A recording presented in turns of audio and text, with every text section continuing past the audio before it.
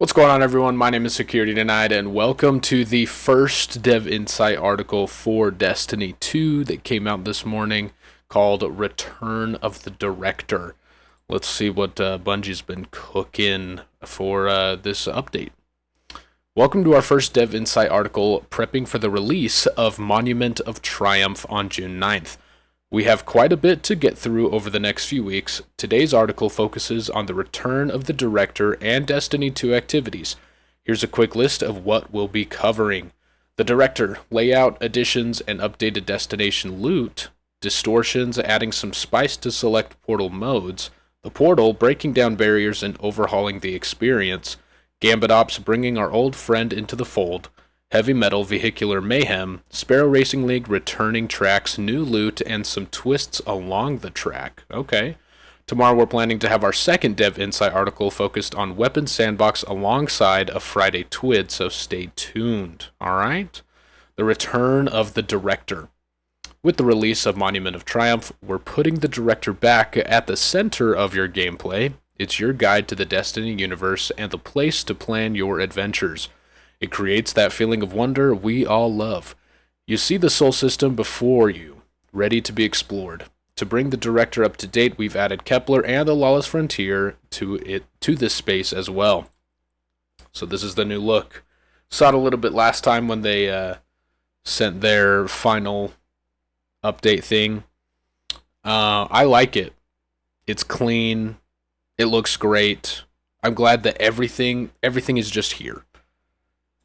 I think this is a great change. Destination and patrol updates. Okay, so I'm excited to see how much they're updating our destinations and patrol zones. Destinations have always been a foundational part of Destiny, whether you touch down briefly for a public event, roam areas for patrols and secrets, or find various factions moving against each other. Our first steps as Guardians were in the Cosmodrome, and beyond that we've spent over a decade patrolling the wilds of our Sol system to protect the last city. With the return of the director, we felt now was a better time than ever to thrust players back into these frontiers. We've revitalized each pre-Edge of Fate destination's loot with new perks, tiered weapons for non-craftable pools, and set bonuses that reflect their themes and stories. Holy... There's going to be so many set bonuses that I've got to chase down. My vault's going to be overflowing. I've never had issues with my vault because I don't hold on to stuff. Like, I'm just not a hoarder like that. But now I'm going to be. Like, I feel like set bonuses are something to actually chase for because they can change the game in pretty fun ways. And damn it, please increase my vault space. Give me infinite, at least. At least.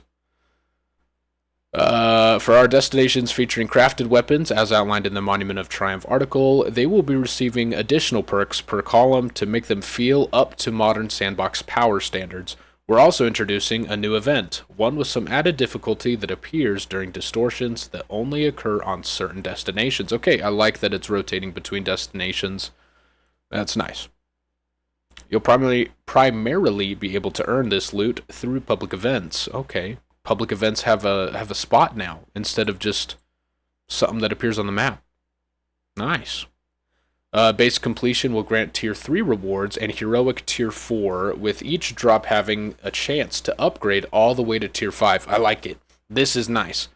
With just a drop chance to get to Tier 5. That's how Tier 5 should have been from the beginning, is you have the ability to earn Tier 5s, but it's not a guaranteed Tier 5.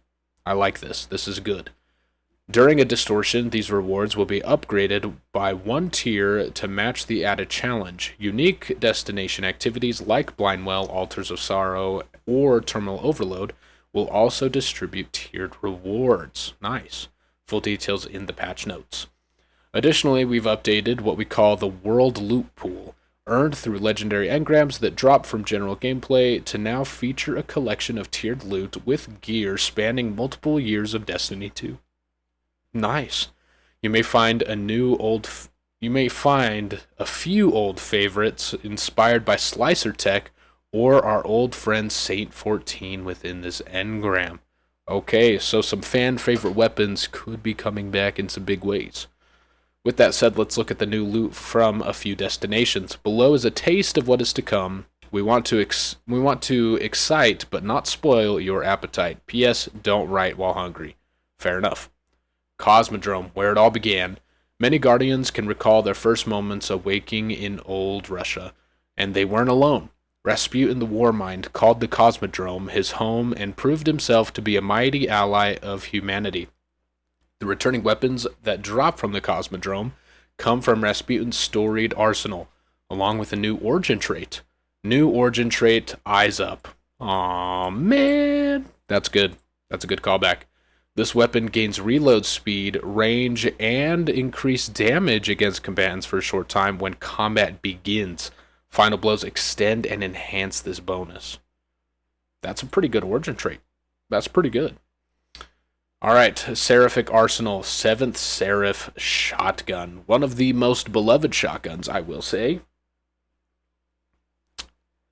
Wow, 1-2 punch. A heel clip? Nice. Trench barrel, surrounded. Is that surrounded? I think so. I don't know. Dang, that's nice. Our sample weapon from the Cosmodrome is a reprise of the 7th Seraph Shotgun, updated with new perks and keeping its Rasputin's Arsenal origin trait. Slide shot, snapshot, discord, closing time, quick draw, trench barrel, threat detector, 1-2 punch, disruption, break, chain reaction. Chain reaction? Heel clip, incandescent. Heel clip, incan shotgun? Dual loader, surrounded. 7th Seraph Shotgun. I just... Shotgun. Felt like the right showcase for the Cosmodrome because it's both a core Rasputin weapon and a flexible close-range workhorse with its updated perk pool. Gosh dang it. We wanted it to support everything from classic melee heavy builds to pure ad clear shotgunning without losing that Warmind toolbox identity. Nessus. With good robots, failsafe and friends, bad robots, the Vex, and a lot of early Guardian memories, Nessus deserved a loot pool that reflects its status as a classic destination. So, the Sandbox team reached through time to pull together a collection of weapons reflecting Guardian's many expeditions on the unstable Centaur. We hope you agree that our selection plays as well as they look. New origin trait, Fail Deadly. Dealing damage grants a stacking bonus to the magazine size, target acquisition, and range until your next final blow with this weapon. Oh, I like this. I like the bonus size for the magazine and target acquisition and range, so it's just great. Echoing Reprisal. Plus perfect. I don't remember this auto rifle.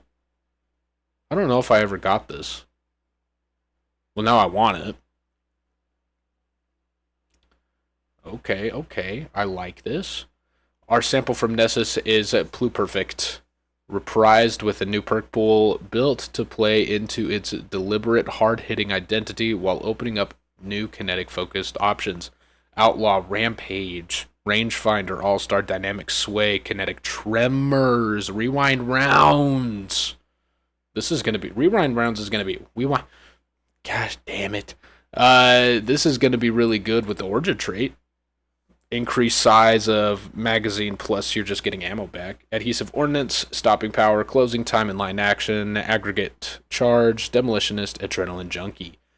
We see Pluperfect as the backbone weapon of the Nessus set, reliable, deliberate, and built to carry momentum from one target to the next. Its refreshed perk pool gives players room to chase a range of playstyles while still preserving the feel that made the weapon memorable.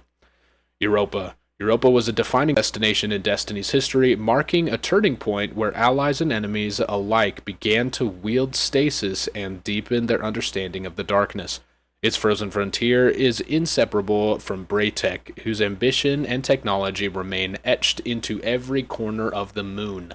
For this refresh, the team wanted the returning weapons to feel at home on Europa, while reflecting both its harsh environment and its legacy as a defining frontier. New origin trait, Winterized Gear. After being out of combat for a moderate duration, this weapon gains stability, reload speed, and handling. These benefits decay over time after re-entering combat. Okay. High albedo sidearm. Nice. Oh, it's a micro missile frame. It's a new. Is it new? I don't remember this one. That's cool. Maybe it's just redesigned. Our sample from Europa is high albedo, and no, your eyes do not deceive you. High albedo has been updated to the first kinetic micro missile sidearm. Okay, so I wasn't crazy. Auto-loading holster, kinetic tremors, bewildering burst, ancillary ordnance, and whatever. Impulse amplifier, one for all, enlightened action, all-star, shoot to loot, frenzy, stopping power, desperate measures, blast distributor, surrounded. Those are some good perks. High albedo matches Europa's identity by pairing precision tech with a harsher, more experimental edge. We wanted its updated perks to support players who use it proactively, whether that means building into utility, crowd pressure, or general purpose combat. Distorted destinations. Okay, so that's a taste for all of the updated destination loot, which is pretty good. It seems like they're cooking. So far. Distorted destinations patrolling the system. Over the past few years, Destiny 2 has focused more attention on structured campaigns, exciting playlists, and challenging cooperative activities. This has led to patrol mode feeling left behind. Without strong rewards or a clear reason to return, many players have had little incentive to explore the wilds of Sol. To remind Guardians of the allure of wandering these worlds, we're introducing a new feature on 7 destinations, Distortions. Distortions. Every hour, a different destination becomes the focus of distortions. The sky tears open, reality distorts, and corruption spreads. While distorted, the planet's enemies are empowered and more fearsome. Oh, I like that. So this is the image that they teased a while ago. Then here's a new image. I like that. That's cool. Distortions are a new enhancement to patrol mode. They're a celebration of all the things that are already there, plus a small injection of new things to do and new rewards to discover.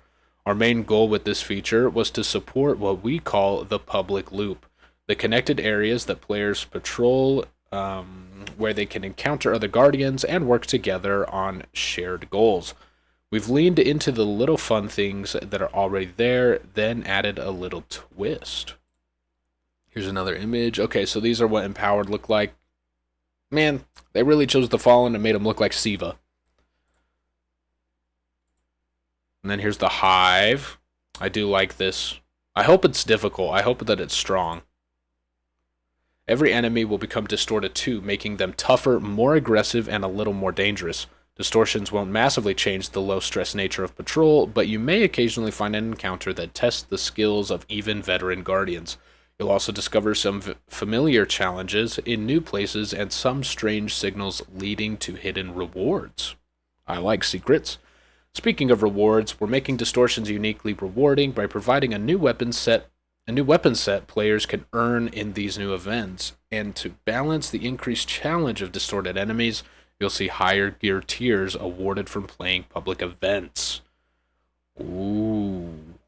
I want to see the new loot pool. Okay, so the ones that are surrounded in red are the one that's distorted.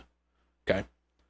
Excited to check out Distortions? Look for the telltale red glow and keep an eye on the timer telling you when a new planet will be targeted. All right. Overhauling the portal.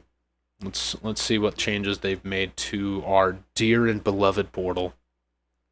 Since the release of The Edge of Fate, we've heard your feedback on the portal loud and clear. Portal, the tab, is gone. However, we didn't want to remove quick access to Destiny playlists and content. While players can navigate the director for numerous activities, we still wanted a portal of sorts to quickly find the content you want to play when you want it. We've refactored scoring, difficulty, and customization quite a bit to further address feedback around the system. More on that in a later section. Portal activities, bonus engrams, bonus focuses, and seasonal hub are still accessible. The portal ops categories are built into the director itself. In the director screenshot above, you'll see a row of familiar icons at the bottom of the screen. They are the doorway to the portal-like subscreens, allowing you to still access and configure the activities you'd like to play. You may have noticed in our director preview that there are a few returning icons in that row at the bottom. Yes, Gambit will now have a portal category updated with scoring, and raids and dungeons will have an easy access point on the front of the director. Dungeon Ops will be retired, and this space will simply be a space to quickly find and play full raid and dungeon content. Perfect. I like that a lot. You just click that and boom. You're at all the raids and dungeons, so you don't have to poke around if you don't want to. We also wanted to bring back more of Destiny's legacy, and the following will be available in Monument of Triumph. New Fireteam Ops, Heist Battlegrounds, Mars, of course, more Battlegrounds, The Disgraced, The Lightblade, Scarlet Keep Corrupted, Lake of Shadows, perfect. New Pinnacle Ops, Operation Seraph Shield, 0 Hour, oh, love me some good 0 Hour. New Arena Ops, Override on a 4-week map rotation, perfect. Perfect. Difficulty and reward updates. Portal Ops activities are getting a difficulty overhaul in Monument of Triumph. The overarching theme is less math, more playing Destiny. Perfect. Right now, difficulty, rewards, and progression are too intertwined. Plus, a bunch of variables are tossed on top. Power, armor, and rewards pass score bonuses that required far too much planning and thought before players could just dive in and play. During development, we've simplified it, playtested a bunch, and simplified it even more to address players' feedback. So when we say we've made the system simpler, what do you mean, or what do we mean? Now, when you select difficulty, you will always hit a default reward rank, which will result in a default reward tier without adding any modifiers. The table below helps illustrate what reward tier to expect from each difficulty and reward rank. Okay, normal, C rank, tier 1s, advanced, B rank, tier 2, expert, A rank, tier 3, master, A plus, tier 4, grandmaster, S rank, tier 5, ultimate, S plus, tier 5. I like this. Good. More difficult stuff equals tier 5 loot. Perfect. Note, for Crucible modes, grade A and higher will yield tier 5 loot drops. Awesome. But what is the role of modifiers now? In this simplified world, mods exist to allow higher scores to be reached without stepping up the difficulty level, to offset the cost of any selected boons, and to provide an additional, completely optional challenge. If you want to earn tier 4 gear but don't want to face champions, play at expert and add some mods. Don't want to deal with a tougher, more aggressive combatants at Grandmaster, but still want to earn an S-grade rank? Play at Master with a few mods of your choice, and you'll get those tier 5 rewards. Every difficulty can have enough mods applied to bump you up one reward rank and reward tier. Additionally, while reward tier will now cap at Grandmaster with tier 5 and S rank, it didn't feel right to remove ultimate difficulty from the game. So we're leaving ultimate in for Guardians who enjoy playing at the highest challenge level possible. The S plus rank will exist purely for bragging rights. Fair enough. I feel like they should add like a title or like an emblem to be like, hey, listen, I play on Ultimate. F you. Okay, so this is the new modifier screen. I do like this training. That'll be nice. So it trains you into the different modifiers probably. That's nice for new players. So how will matchmaking work then? We're also updating how matchmaking and customization work around portal activities. We want the system to stay approachable while also providing variety. In match-made versions of portal activities, activities will include fewer modifiers than what players have previously encountered, will grant rewards and rank for the selected difficulty. Revive tokens counts are also getting updated across Fireteam, Pinnacle, and Area Ops. We've heard your feedback about how Revive tokens feel in Area Ops, and as a result, we're removing them on all difficulties. This should make joining activities in progress and navigating the chaos of 6-player content a smoother experience. For Fireteam Ops and Pinnacle Ops, Grandmaster difficulty will now start with 7 Revive tokens, while Ultimate will start with 5. Our goal here was to create a little more breathing room in the Revive token economy, while still preserving the level of challenge players expect from these difficulty tiers. Adding variety to loot. Perfect. This is what we've been waiting for, really, since Edge of Fate. As we're making updates to how loot is earned throughout the portal, we're also We also took this opportunity to expand our loot variety. The following Portal Ops activities will feature exclusive weapon reward pools and an armor collection with a unique set bonus. Crucible Ops General, Crucible Ops Competitive, additional exclusive pool, Trials of Osiris, Iron Banner, Gambit, Sparrow Racing League.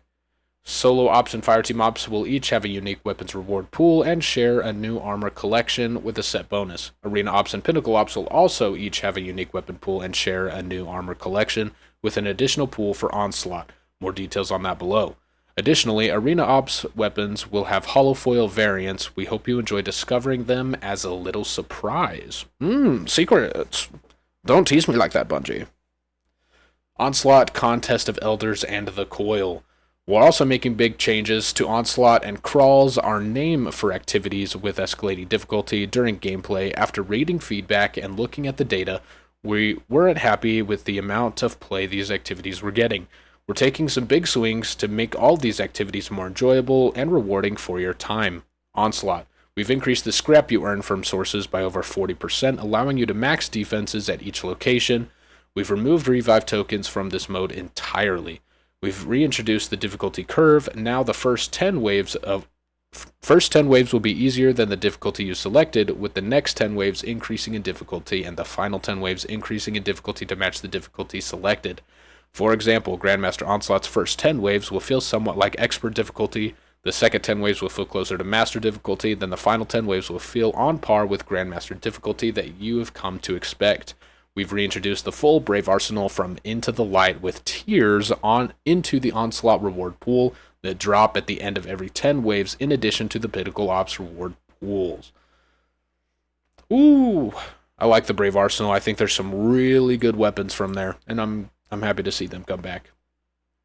Contest of Elders. We've reduced the number of paths in a single run from 4 to 3. We've reintroduced the difficulty curve. Now the first path will be easier than the difficulty you've selected, with the next path increasing in difficulty, in the final path further increasing the difficulty to match the difficulty selected. For example, Grandmaster Contest of Elders first path will feel somewhat like expert difficulty, the second path will feel closer to master difficulty, and the final path will feel on par with the Grandmaster difficulty that you've come to expect. We've added World Pool rewards into the Contest of Elders reward pool that drop at the end of every pathway in addition to Pinnacle Ops reward pool drops.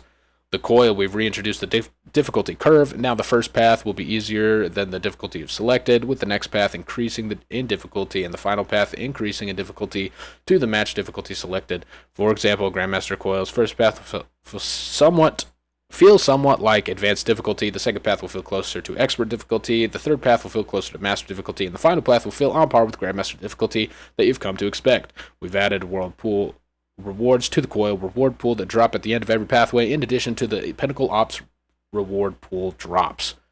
Ooh, that's a lot of loot. A lot of paths, a lot of difficulty changes, but I think it'll be fun regardless. Elevating Gambit. This is what I've been waiting for. I am an enjoyer of Gambit. I haven't played Gambit in a while because it hasn't seen any updates, no new maps, no new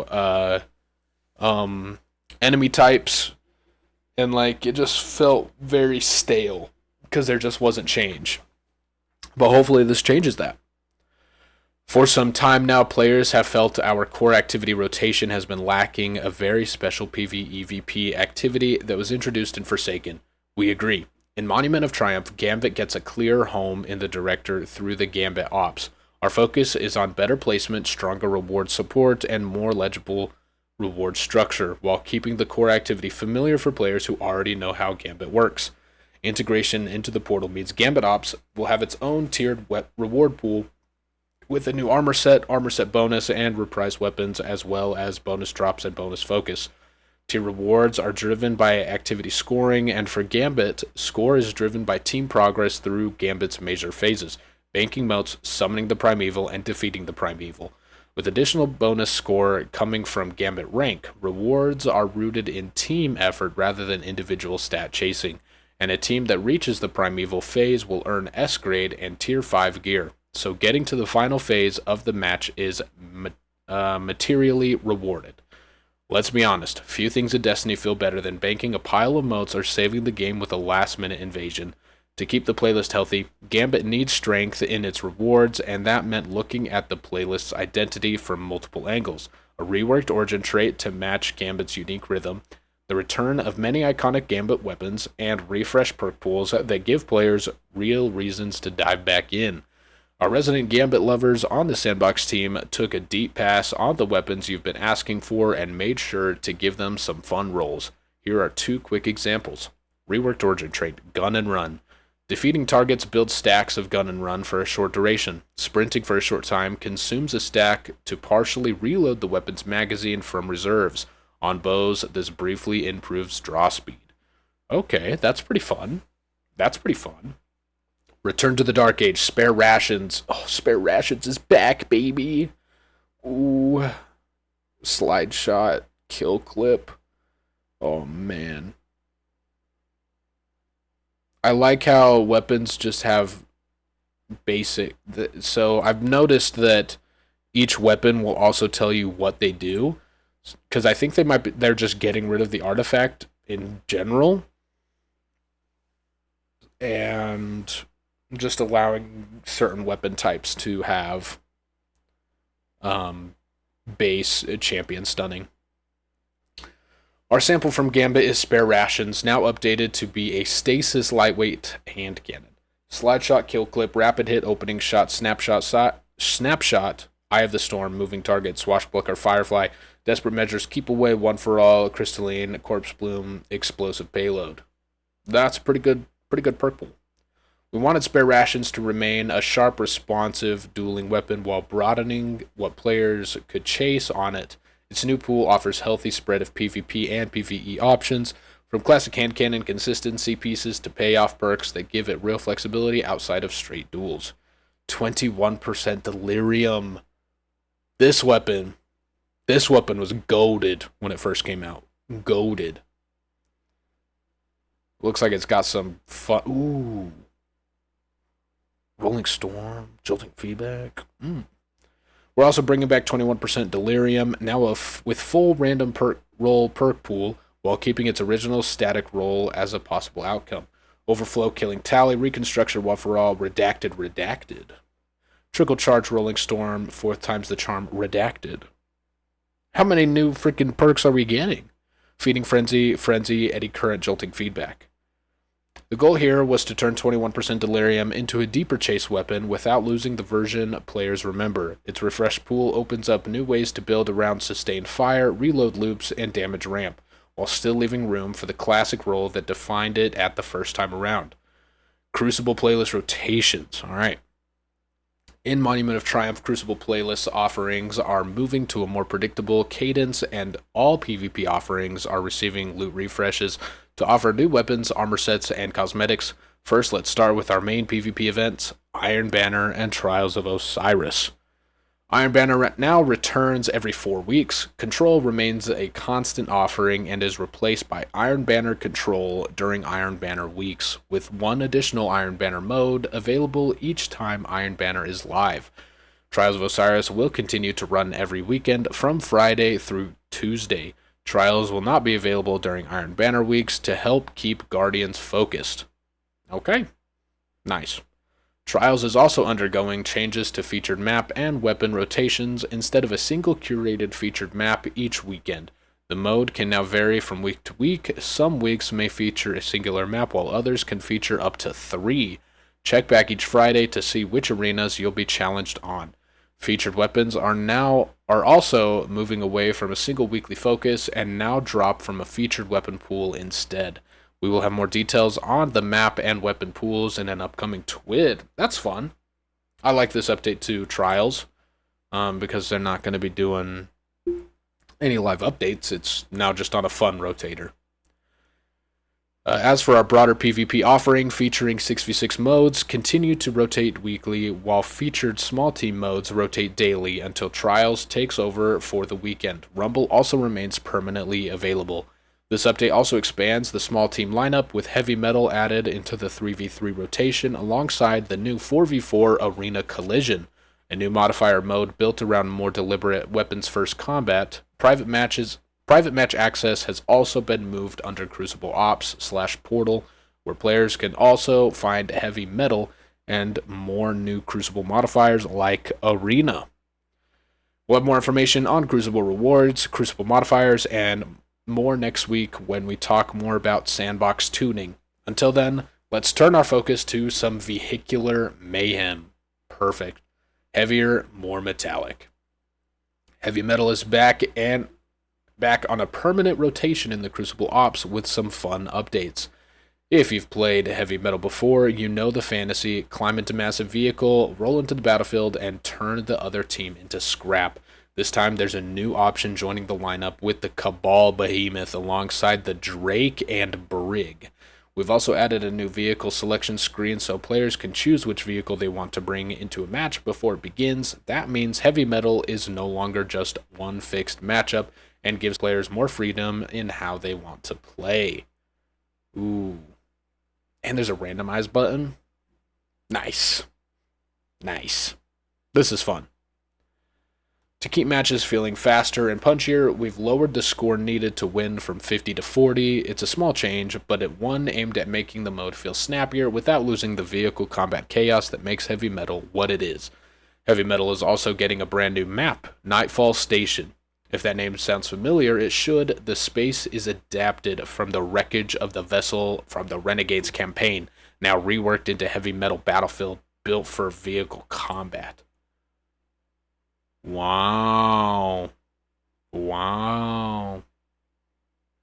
Fancy living. I like that. Ooh, I like this. This is nice. Overall, these updates are focused on giving players more variety from match to match, tightening up the pacing, and making sure each vehicle feels like a viable choice when they drop into the mode. We're excited for players to jump back in, try out the new lineup, and see which vehicle fits them best the next time heavy metal rolls around. The return of Sparrow Racing League. Now, I never got to play Sparrow Racing League in Destiny 1. I hopped in around Taken King era is when I first started playing Destiny 1. But, man, I heard it was such a blast. I just didn't have any friends to play with because all my friends quit playing before I even started. Rude of them. The long-awaited and frequently requested Sparrow Racing League is returning to Destiny 2. This isn't just SRL coming back as you remember it, though. We've brought the mode forward with a set of updates aimed at making races feel faster, livelier, and a bit more chaotic from lap to lap. Perfect. Ghost returns as your SRL announcer along with Shax. There's nothing more motivating than Shax screaming at you to push for the first place after your opponent just took you on the inside of a turn on Mercury. Skimmers are now joining the fun, allowing you to choose between a Sparrow or a Skimmer before hopping into a 3-lap race against 5 other players. Players won't have access to rail grinds or manual jumping as a Skimmer or be able to use destabilizers for rolls or flips as a Sparrow. In fact, we've done a ton of work under the hood to make sure that using either vehicle in SRL feels equally advantageous to players. Speaking of under the hood, we've also updated SRL to support those photo finish moments at the end of a race. Close finishes can now properly assess ties, which means when 2 racers hit the line at nearly the same time, the results screen can better reflect that outcome. We know the mantra, if you're not first, you're last, but our goal with SRL is to bring the chaos and friendly competition to the forefront, and so tying means you both get equally great rewards. A couple of new mechanics have been added to SRL. Rocket Boots reward racers who nail their timing of hitting the gas just before the race begins, giving them an early burst out of the gate. Oh, so we're playing Mario Kart. I like it. Trick boosts are just what they sound like. Land a trick successfully and you'll get a boost. On PC, Sparrow and Skimmer tricks can also be remapped the same way emotes can, and we've updated the UI to support that. Wow. I like that. All 4 of the original SRL maps are returning, and we've got a brand new map called Quantum Circuit, located in the Realm of the Nine. Avoid the Taken and enemies of the past while racing on this wild and intense ribbon road.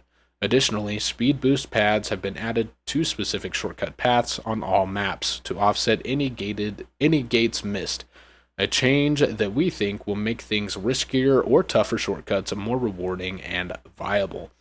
Finally, we've done some tuning on gate sizes, vehicle speeds, and rubber banding to keep the pack together while still rewarding strong race lines, smart shortcuts, and well-timed boosts.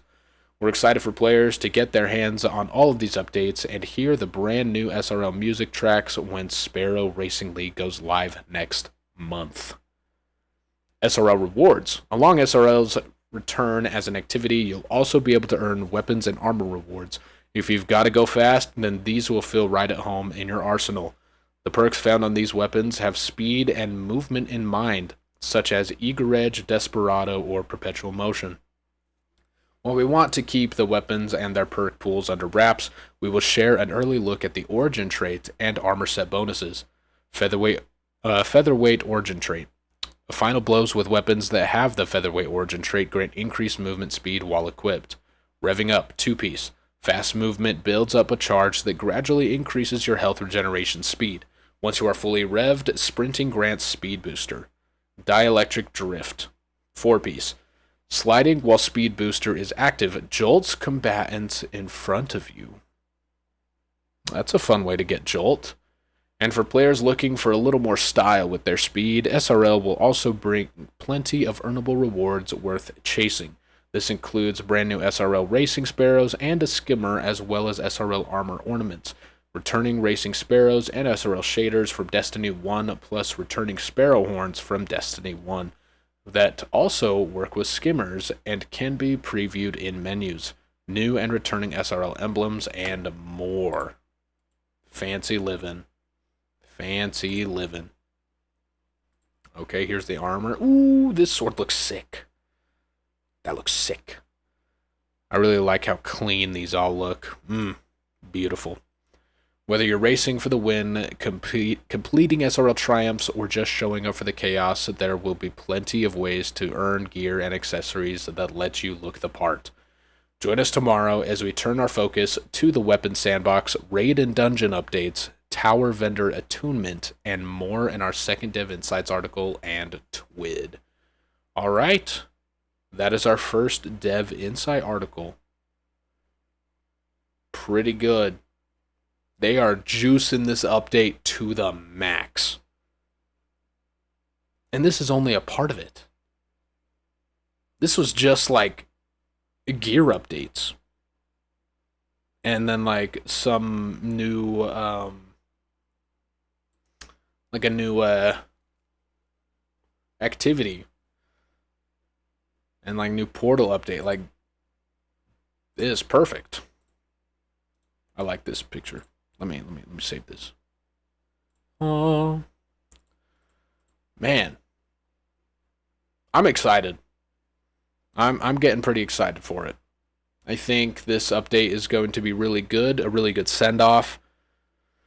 I think I've processed my anger and sadness. I think I am at the stage now where, like, I'm okay. I think they're leaving it in a good spot. Do I wish we had more so I can experience more of the story? Absolutely. I'll always be sad about that. Just the thought of what could be. But if it's going to move on, it's going to move on. And I'm going to play whatever games come out next. I'm excited for the Cube to come out, if that's still being worked on. Because it's supposed to be an MMORPG FPS game like Destiny was, so we'll have to see. I want to get back into Warframe, play more Warframe. I gotta finish God of War. I got a lot of games to play. I have a laundry list of games to play. So, if you're interested in me playing a bunch of random games, or you have games that you want to see me play, feel free to leave a comment, send me a message. But, yeah, I think this is going to be a good update. I'm excited to play what they have made. To play Destiny for what could be one of the last times. But it is what it is. Thank you all for coming and watching. I will be covering the next Dev Insight article tomorrow, as well as going over the TWID, so tune in for that. Anyways, thank you for coming and watching. Make sure to hit that subscribe button if you want to see more. And I will see you in the next video. Bye!